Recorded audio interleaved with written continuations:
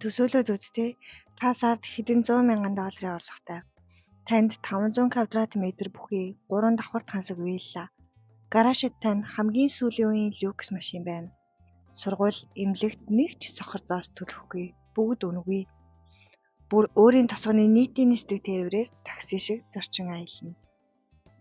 Энэ бол Хятадын Цянсун мужид орших Хуаси тосгон.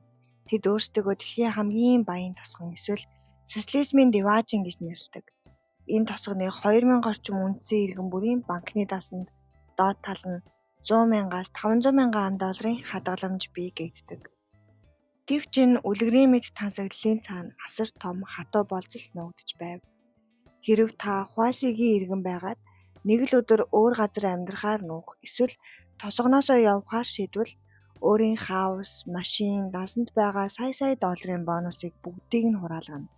Та ирсэн шигээ сохор зоосчгүй гудамжинд хөөгдөн гарна гэсэн үг. Нэг ч амралтын өдргүй бар, клуб, мөрөөдө тоглоом хатуу хориотой.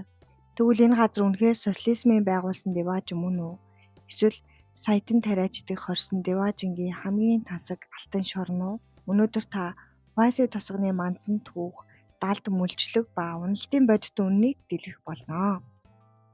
1960-ад оны ихээр Хуаси бол Хятадын бусад мянган ядуу, дорой, хөдөө тосгоны л нэг байв.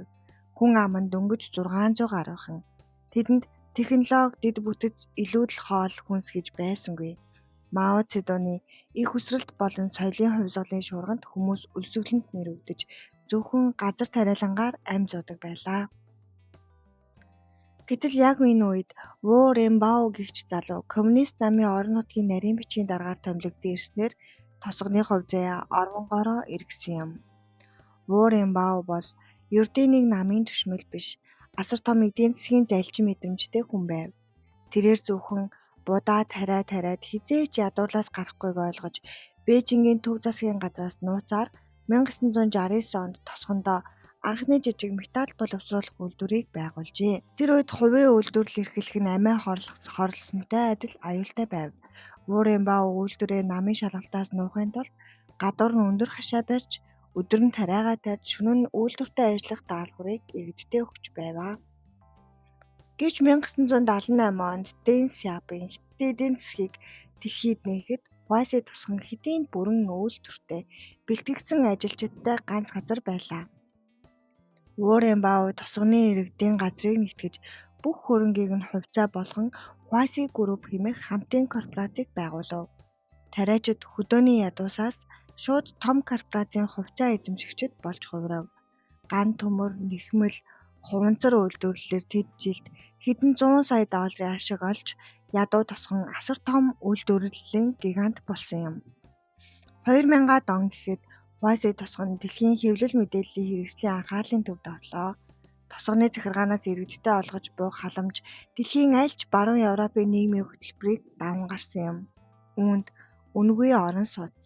Энтхийн бүх 2000 орчим иргэнд зориулж 400-аас 600 квадрат метр талбай бүхий тансаг вилла үнэгүй олгосон. Дараа нь үнэгүй автомашин, өрх бүрд сүүлийн үеийн шинэ машин бэлгэлв. За мөн боловсрол болон эрүүл мэнд, хүүхдийн сургалтын төлбөр, эмнэлгийн үйлчилгээг 100% тосгоны сангаас даана. Хүүхдүүд нь гадаадд сурвал төлбөрийг нь тосгон даадаг байв. Мөн агаарын такси. Тэд 15 сая ам доллараар нийтийн нисдэг тэрэгний компани байгуулж иргэдээ 10 хүрэхгүй минутанд ойролцоох хотууд руу агаараар хүргэж байв. Тэд баялгаа дэлхийд гайхуулахыг хүссэн юм. 2011 онд тосгоны 50 жилийн ойгоор тэд 450 сая ам долларын үнэтэй 328 метрийн өндөртэй 74 давхар тансаг зэрэглэлийн зочид буудал байрсан юм. Энэ нь тухайн үедээ Эйфелийн цамх газ ч өндөр байв.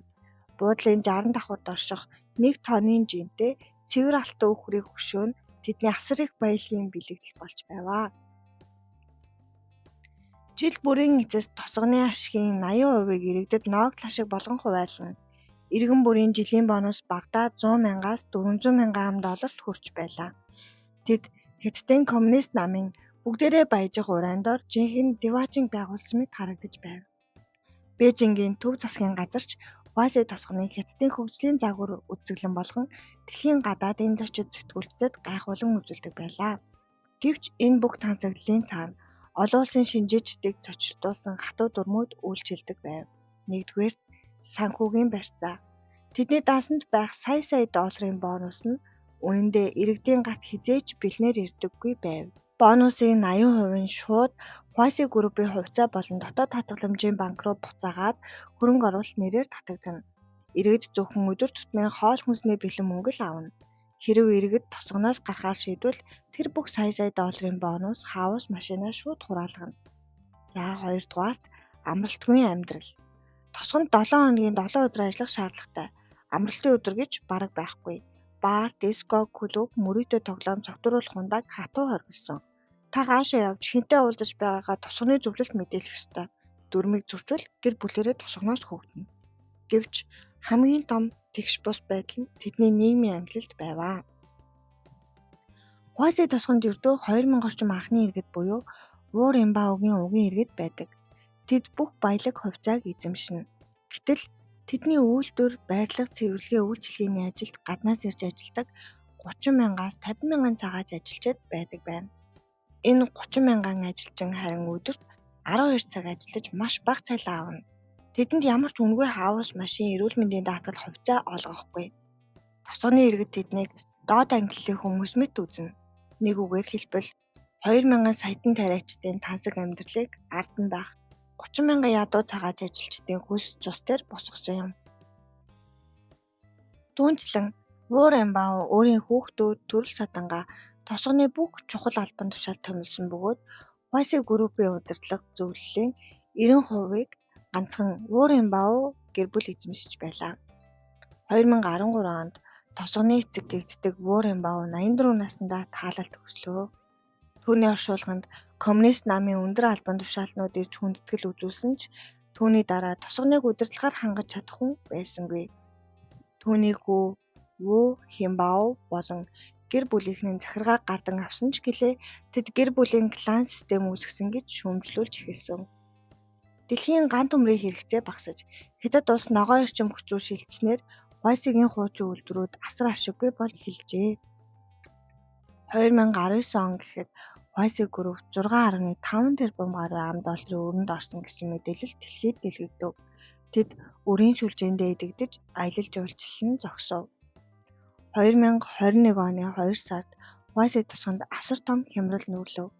Тосгоны банк дампуурч байна гэхээрээ тархамагц мянган иргэд банкны үүдэнд дугаарлан өөрсдийн мөнгийг бэлнээр авахар шахацлдаж эхэлжээ.